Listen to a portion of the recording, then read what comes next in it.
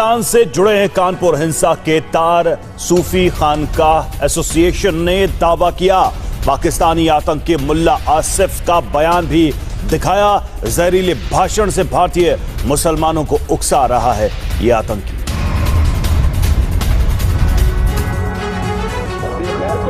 एक नया पाकिस्तान बनने का ख्वाब देखने वाले पाकिस्तानी आतंकी आसिफ अशरफ जलाली ने पहले से ही भारत में हिंसा फैलाने की साजिश रची थी, जिसे लेकर सूफी खानकाह एसोसिएशन ने पिछले साल केंद्रीय गृह मंत्री अमित शाह को एक पत्र लिखा था। सूफी खानकाह ने PFI और आतंकी जलाली के बीच संबंध होने का दावा किया था।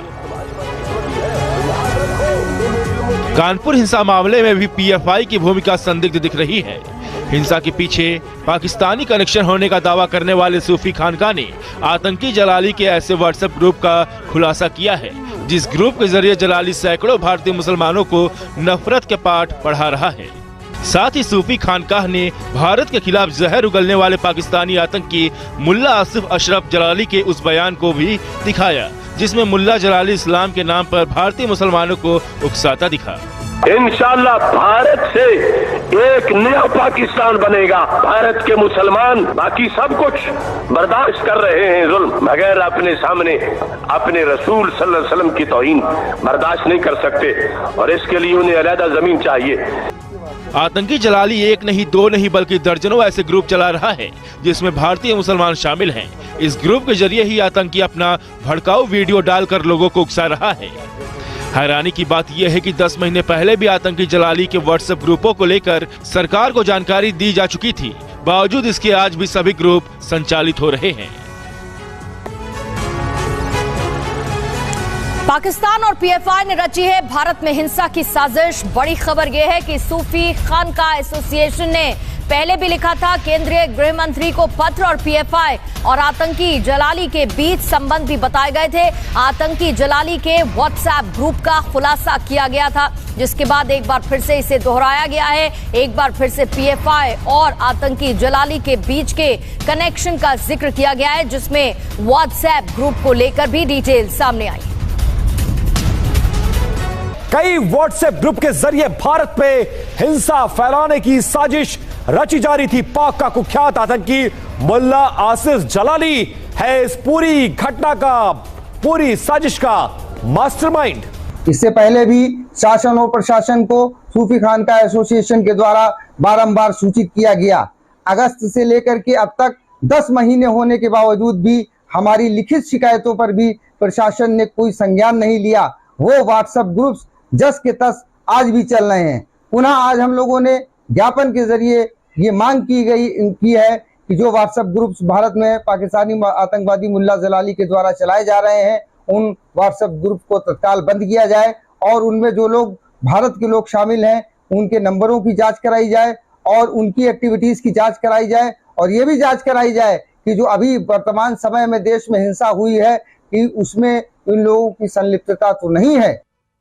अब बहुत जरूरी हो चुका है कि इस पूरी साजिश को डिकोड किया जाए, और इस पूरी साजिश में अब पाकिस्तानी साजिश को डिकोड किया गया है, क्योंकि ये मास्टरमाइंड आखिर है कौन, इसकी एक एक डिटेल हमारे पास है। ये मास्टरमाइंड है पाकिस्तान में बैठा कुख्यात आतंकी मुल्ला आसिफ अशरफ जलाली। अब इसकी भूमिका अभी तक क्या रही है, इस पर गौर करना होगा, लेकिन खुलासा क्या हुआ है ये भी देख लीजिए। कानपुर के सूफी खानकाह एसोसिएशन ने सरकार को इसकी जानकारी पहले से ही दे दी थी, और ये बता दिया गया था कि आखिर इनके मंसूबे क्या हैं।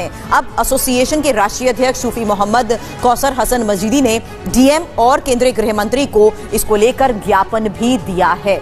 बड़ी बात अभी ये सामने आ रही है कि मजीदी ने अपने ज्ञापन में इनके खिलाफ कई साक्ष्य भी पेश किए हैं, कई सबूत भी पेश किए हैं। और इस बीच आपको यह भी बता दें कि नुपुर के बयान के बाद भी इन ग्रुप्स के जरिए किस तरीके से नफरत फैलाई गई, वो तथ्य भी सामने रखने की बात कही जा रही है। अब ये ऑपरेट कैसे करता है ये जानना बहुत जरूरी है। जलाली ने एक साथ कई व्हाट्सएप ग्रुप्स बनाए हुए थे, और इन्हीं व्हाट्सएप ग्रुप की डिटेल्स भी अब सामने रखी गई है, क्योंकि इसमें भी बड़ी संख्या में भारतीयों को शामिल किया गया था। इन ग्रुप्स पर भारत विरोधी एजेंडे को सेट किया जाता था। अब ये जो डिटेल सामने आई है, उसके जरिए ये जानने की कोशिश हो रही है कि आखिर इनका लक्ष्य क्या है।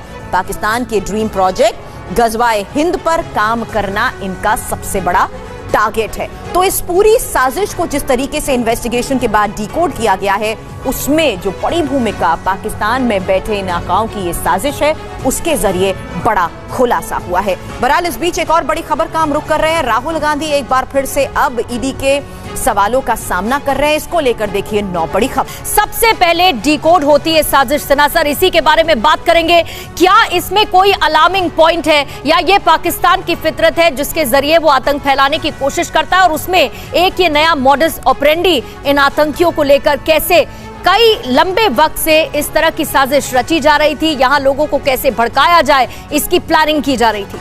जब मैं छोटा था तो बाबा ने एक दिन कहा, पाकिस्तान के परिप्रेक्ष्य में मैं यही कहना चाहता हूँ, 1947 से पाकिस्तान के सोच में, गजवाए हिंद के सोच में कोई परिवर्तन नहीं आया है। लेकिन सबसे बड़ी बात तो है कि पाकिस्तान का तो चरित्र हम जानते हैं, उसका तो डीएनए जानते हैं। गजवाए हिंद करता रहता है, गजवाए बाकी देशों का नाम क्यों नहीं लेता, हिंद का ही क्या नाम लेता है। तुम्हारा अपना देश तो संभलता नहीं और तुम गजवाए हिंद की बात करते हो। लेकिन सर, गजवाए हिंद का पैटर्न क्या है? बताता हूँ।